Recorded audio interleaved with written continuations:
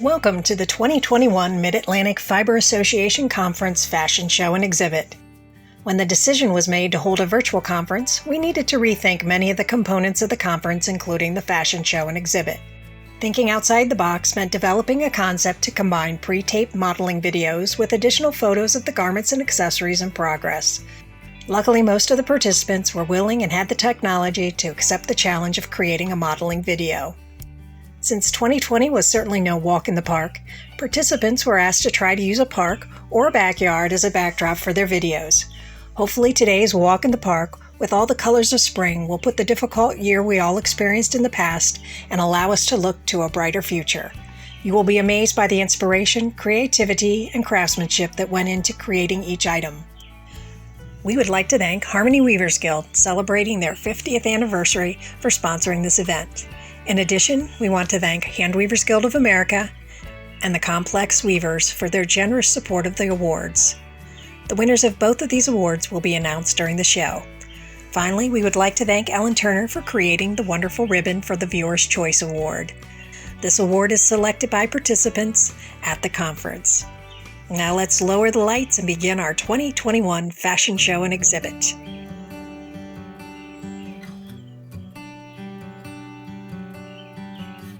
Give me your tired, your poor, your huddled masses yearning to breathe free, are Emma Lazarus' words inscribed on the Statue of Liberty. Eileen Driscoll from Ithaca, New York, and a member of the Weavers Guild of Rochester, used these words as inspiration for her cape, woven in a rayon chenille in a double two-tie weave on a 32-shaft Magada loom.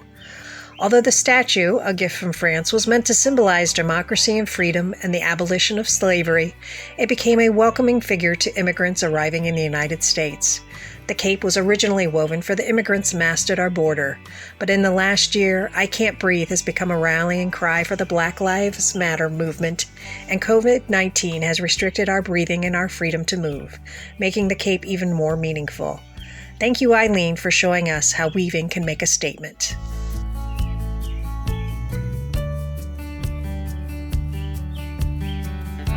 What do a 1930s floral silk dress, a 1960s two-piece tie ikat silk dress, a length of silk kimono fabric purchased in Kyoto in 2013, and a collection of various silk scraps all have in common? They are all inspiration for Carol Ireland's jacket. Carol from Hocassin, Delaware, and a member of the Fiber Guild and Harmony Weavers Guild, used the floral dress, the kimono fabric, which she had overdyed with indigo, and the silk scraps to create a sakiari-style woven piece. A wild silk yarn was set at 12 ends per inch for the warp, and 2 rows of Trenway Kanata was used between each of the half-inch strips of silk fabric in the weft. Once completed, Carol discovered the fabric in the ikat dress would work great for the yokes, collar, and sleeves of her jacket. She enlisted the help of a special 88-year-old friend who just happened to be a retired dressmaker to help her with the design, fit, construction, and finishing of the jacket. Details like the pale blue binding, loop buttonholes, and hidden flap in the inside pocket describing the components of her jacket make it unique. Carol, you did a wonderful job of repurposing items to create this one-of-a-kind jacket.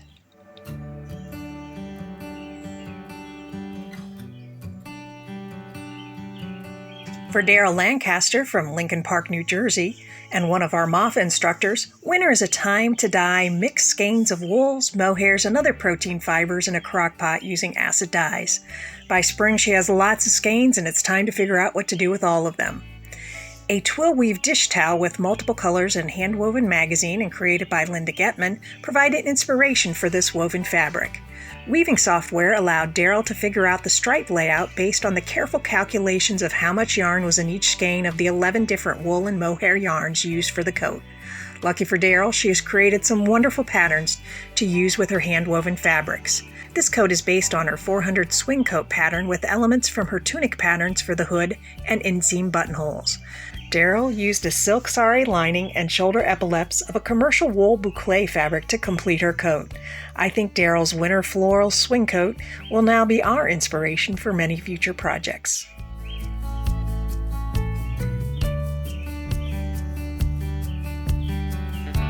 Martha Owen, an associate MAFA member from Murphy, North Carolina, begins her long story as a designer of one-of-a-kind custom-fit garments. They are created with fibers from her flock of Shetland sheep that she dyes with natural dyes and spins.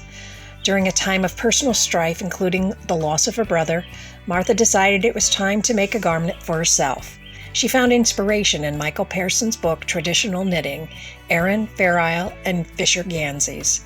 After making many samples to use in the continuous knitting of motifs, Martha transformed a big pile of plied yarns in many colors into what she calls her overall Martha style.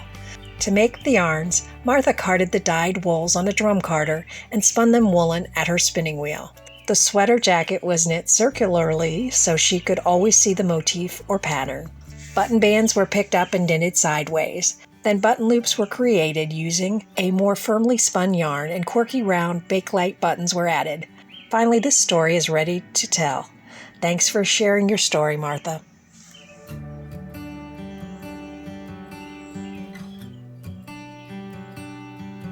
Weaving fabric from a boiled wool jacket has been a long-time goal for Helena Valentine of Sicklerville, New Jersey, and a member of Harmony Weavers Guild and the New York and Philadelphia Guilds of Hand Weavers.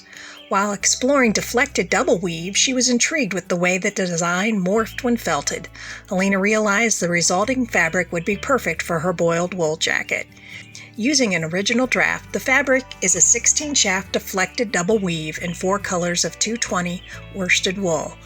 The warp is black and gray, set at 24 ends per inch. The weft is navy and a light blue, woven at 22 picks per inch. Helena found that developing the jacket pattern took much longer than sampling, weaving, and felting the fabric. After many false starts, she settled on the machine-knitted bands and collar in a half Milano stitch, using a navy and black yarns together. Thank you, Helena, for showing us that we can reach our goals and create beautiful garments in the process.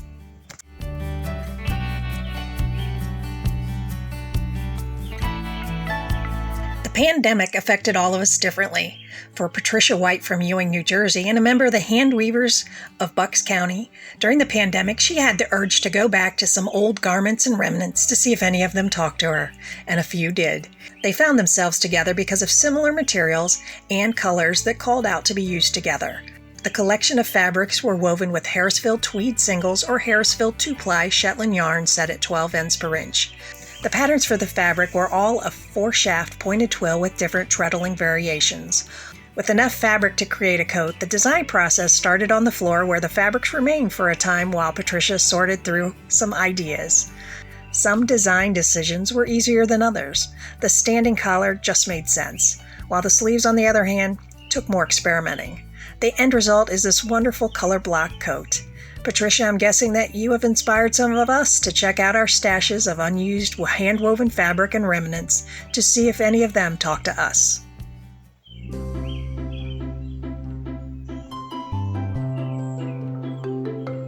In 2019, the Richmond Weavers Guild had a challenge to weave something based on a sample in their sample library. Guild member Patty Franz from Ashland, Virginia, decided to use a sample created sometime between 1970 and 1975. Her plan was to weave a similar fabric for a dress for her granddaughter. The weave is a shadow weave with huck spots. Patty used a red yarn and 22 cotton and a pink yarn of unknown fiber in a similar weight. The fabric was woven at 36 ends per inch and was 22 inches wide. The 4 yards of woven fabric was not quite enough for the dress's facings. Instead, Patty used a fabric with conversation hearts for the facing. It was a perfect choice since Patty's daughter-in-law asked her son to marry her using conversation hearts. Patty originally wanted to complete the dress for granddaughter Nell's birthday in 2020. The pandemic interrupted her plans and she constructed the dress in May 2021. Too bad your granddaughter Nell can't stay small forever so she can continue to wear this special dress.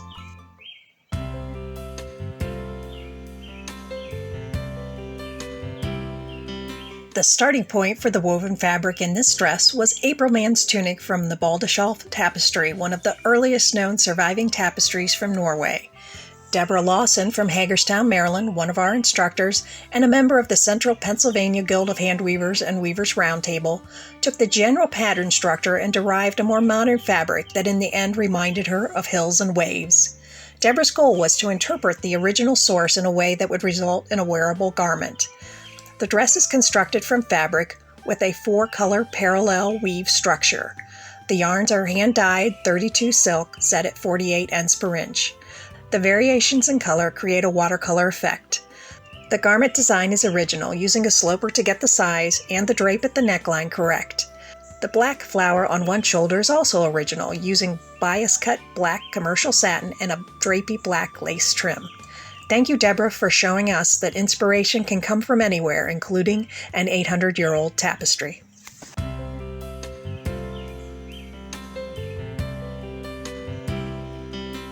Another one of our participants who looked to the past for inspiration is Elsbeth Christensen from Reston, Virginia, and a member of the Foothills Spinners and Weavers Guild. Her inspiration comes from a carved image of a girl on a cart that was in the Osberg burial ship found in Norway and dates back to the start of the Viking Age in the late 8th century. Elsbeth set out to discover techniques to replicate the fitted top and kilt-type skirt worn by the girl in the carving. After taking a spraying class with Carol James, she realized the spraying technique using a hempapathy yarn would create a diamond design similar to the 5th century fabric fragments found in Norway. Knowing that the Vikings did not use heated irons, Elsbeth instead alternated stripes of 3-1 and 1-3 twill to create the pleat effect of the skirt. The warp is a blue wool crepe yarn set at 16 ends per inch, and a looser spun natural wool was used for the weft. The front flap is a 2-2 twill, and the waistband is a tablet weave woven on the loom alongside the skirt warp with a threaded draw cord. Elsbeth, your determination paid off, and you created modern garments based on historical inspiration.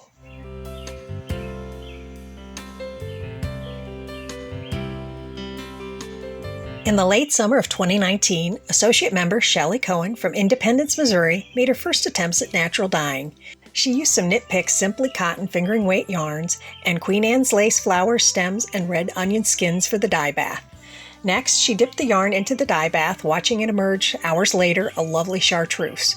The yarn reminded her of the woods dotted with Queen Anne's lace and where the woodland elves frolicked. Shelley now envisioned creating a tunic that an elf might wear, very whimsical with an asymmetrical hem. She realized her naturally dyed yarns were not enough for the warp and the weft for her tunic. Checking her stash, she found a dark olive chartreuse boucle and rayon, a cream-colored cotton, golden tencel, and then other novelty yarns that she set at 10 ends per inch for the warp. The Queen Anne's lace yarn became the weft with bits of silk and oil and novelty yarns woven in periodically. Using her dress form, named Matilda, and bed sheets, she created a draft of her tunic with a basic V-neck and a front hem with leaf-shaped asymmetrical fronds that hang down like leaf tendrils. Nice job, Shelley. Your vision is apparent in this fun tunic.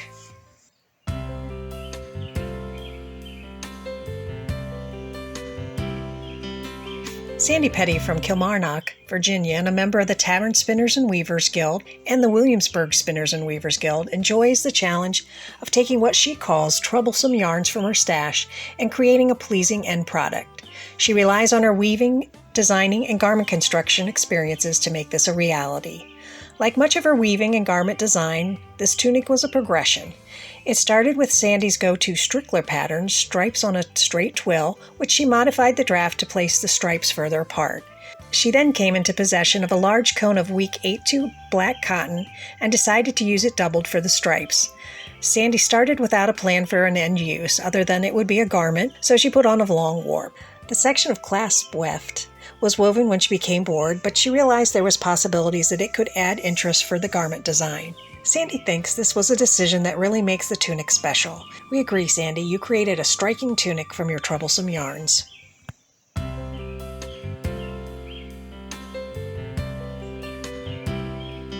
Louise Young, a conference participant from South Range, Wisconsin, has always wanted to weave a shirt out of alpaca fiber. Then she met a Cree alpaca named Robin at alpaca shearing. This first-year alpaca had the softest and the dirtiest light fawn fleece she had ever seen. Normally, alpaca farmers use the Korea fleeces as fertilizer on the garden because they are just too hard to clean.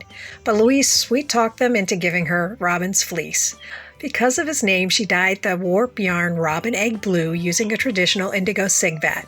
The weft yarn remained the natural light honey color. The yarn was originally intended to be one ply, but proved too fragile for weaving, so she plied it on itself and then sized it. Louise wove this fabric in a straight tabby set at 12 ends per inch on a backstrap loom and in several pieces that were customized so she didn't have to cut them and could use the salvages for the finished seams. The design of her shirt is a traditional Scandinavian work shirt, or busseroll. The contrasting bands were woven as a long, narrow strip, which allowed her to cut down on the bulk by not having to turn under seam allowances. Louise, you've created a wonderful work shirt with your alpaca fiber.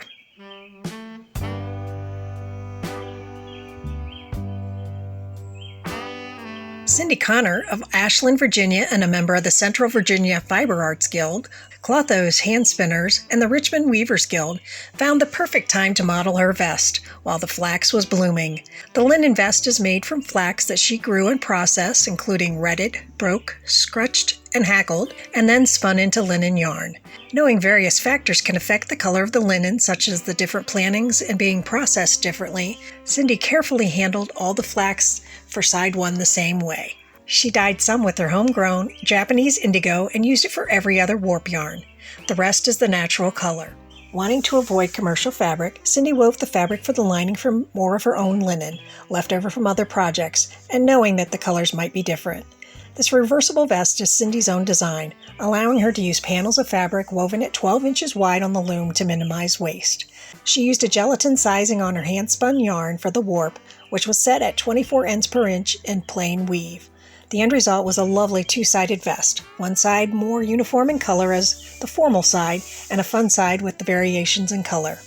Cindy finished her vest with Dorset buttons made with her own linen and added kumihimo loop closures. Cindy, all of your hard work paid off. You created a wonderful vest.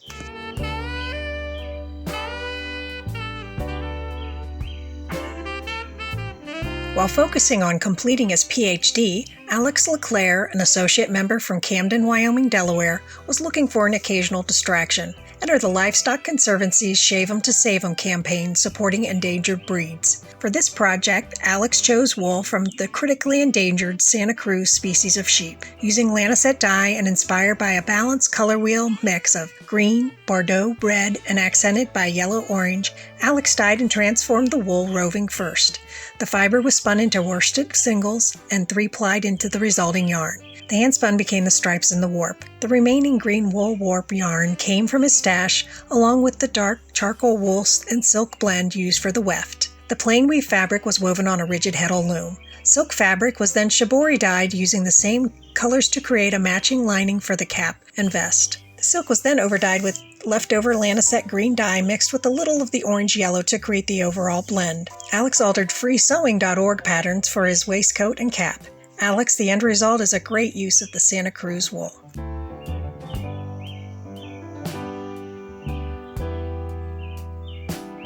In the winter of 2020, Mary Jane Svensson from St. Michael's, Maryland, and a member of the Chesapeake Weavers Guild and Harmony Weavers Guild, spent 3 months traveling from her home on the eastern shore of Maryland to Mexico City. They saw beautiful scenery, colorful textiles, ate great food, and met wonderful people. They returned on April 1st, earlier than planned due to the pandemic. They were quarantined when they returned home and stayed isolated for the next year. During this time, Mary Jane put this colorful warp on her loom to celebrate and remember their wonderful travels and feel uplifted and joyful every time she wears it. The structure is a block twill. The warp is 6 colors of 5/2 pearl cotton set at 12 ends per inch.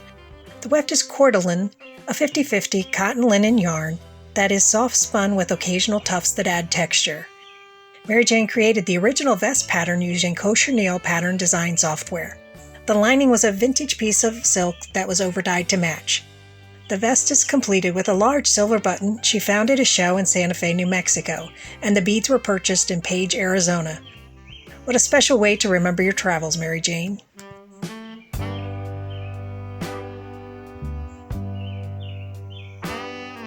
Bernadette Benz of Rockville, Maryland, and a member of the Potomac Fiber Arts Guild, came to the aid of an older friend who needed a lightweight, soft but dense in structure basket for her walker. Bernadette had been crocheting round open baskets with her yarn stash as a COVID lockdown diversion in the spring of 2020, so she was ready to tackle this request. This walker basket is an original design and developed as it progressed.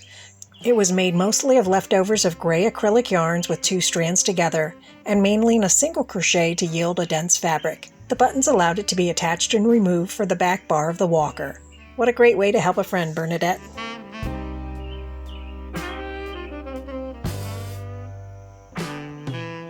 Artist Evelyn Ray of the Bronx, New York, and a member of the New York Guild of Handweavers, was first introduced to weaving in an art lab at the Museum of Modern Art in New York City in 2019. She classifies herself as a beginner and is always eager to learn new techniques and grow. These original mini purses were created on a 5 by 7 inch loom with cotton warp and acrylic yarn for the weft. Using the loop-style weaving, she wove one side a solid color and the other side with rows of different colors. The sides were joined with single crochet stitches, leaving the opening to allow the flap over the purse. The mini purses can be used to store small items like lipstick, business cards, packs of tissues, keys, disposable masks, or cell phones, and can be placed into a larger purse. Looks like you have a great start to your weaving experience, Evelyn.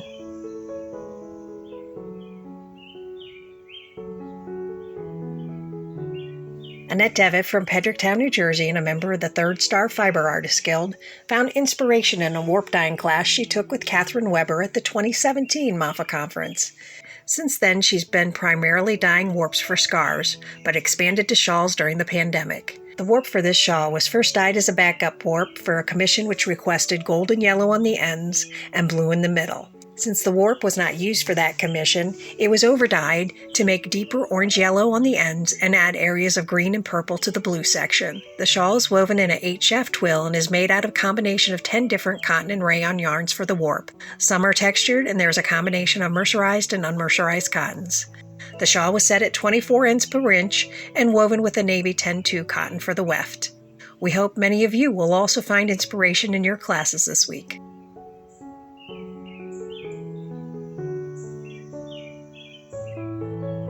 For Associate Member Marissa Giroux of Laval, Quebec, Canada, the inspiration for this scarf came to her through a mixture of emotions.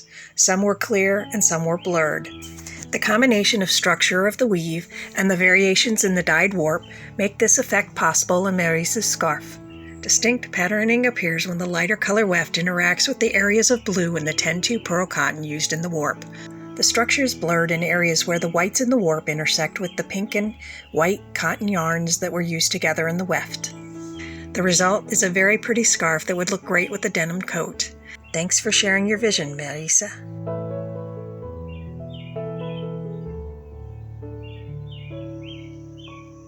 The shawl is the result of Charlene Marietti's exploration of using deflected double weave patterns to create distinctive borders with a smooth transition between the pattern changes. Charlene from Medford, New Jersey, and a member of Harmony Weavers Guild and the New York and Philadelphia Guilds of Hand Weavers, used 2 sets of closely related colors, one dark and one light, to heighten the depth of the color and combine different yarn types for differential shrinkage. The weave structure is deflected double weave, which is a plain weave that creates pattern through 2 interlocking layers. The shawl's patterning incorporates 8 and 12 shaft patterns to create distinctive borders. The warp and the weft use the same 4 colors and 3 yarn types. Dark blue silk noil and 218 black merino silk were used for the dark layer, and 218 curry merino silk and 224 saffron merino lamb's wool were used for the light layer.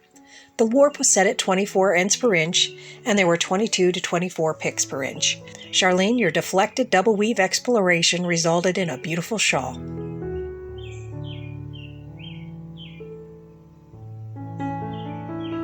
In September 2020, Jeannie Ralston of Keswick, Virginia, and a member of the Richmond Weavers Guild, and her sister headed for the mountains.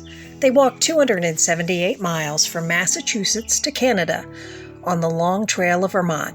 They became dirty, hungry, tired, and sore, but mostly they became renewed, reinvigorated, and re-inspired. Jeannie's notebook in her pack became filled with leaves, colors, and sketches. The crisp September air, the intense and vivid autumn colors, the sunrises, the sunsets, and the never-ending trail were what inspired this piece. The original design uses a Josephine Estes overshot miniature. She used 22 cotton for the warp set at 30 ends per inch. The tabby weft was various 22 yarns, and the pattern weft was a hand-dyed merino wool. Maybe we should all try a few days in the woods for some inspiration.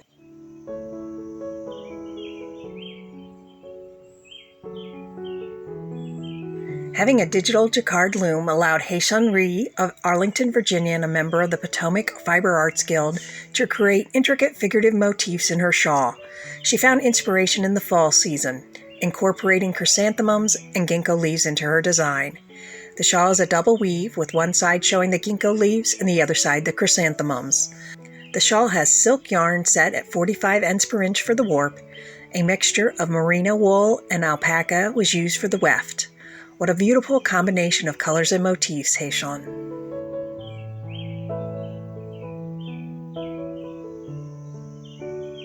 The final participant in the 2021 MAFA Fashion Show and Exhibit is our winner of both the Handweavers Guild of America and Complex Weavers Award, Associate Member Lily Hope from Douglas, Alaska.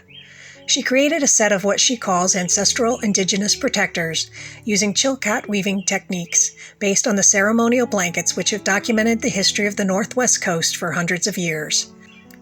The first mask woven incorporates one of the oldest raven's tail patterns titled All Our Ancestors. The next is woven in horizontal bands of LGBTIQ+ recognized colors, red through purple. And the third is woven in light pink, light blue, and cream, representing the pride for our transgender population. This family of masks highlights the cultural significance of Two-Spirit people in the Tlingit, Haida, and Tsimshian people's history. LGBTIQ+ and transgender persons were once turned to as healers, storytellers, and knowledge keepers. Since colonization, the indigenous elevation of Two-Spirit and transgender members has fallen out of practice. Lily says these Chilkat protector masks lean on the strength of her ancestors, reinstating historical indigenous protection for all the members of the community, inclusive of all genders, sexual expressions, and self-identity. This additional mask photo gives a close-up look at the 200-year-plus Chilkat technique used to weave the mask. Merino weft yarns are finger-twined like a basket over the thigh-spun Chilkat warp made of merino wool and cedar bark. They are embellished with tin cones. Each mask is 8 inches by 7 inches by 1/4 of an inch, including the fringe. Lily, thank you for telling a story with your mask, and congratulations on being selected to receive both the Handweavers Guild of America Award and the Complex Weavers Award.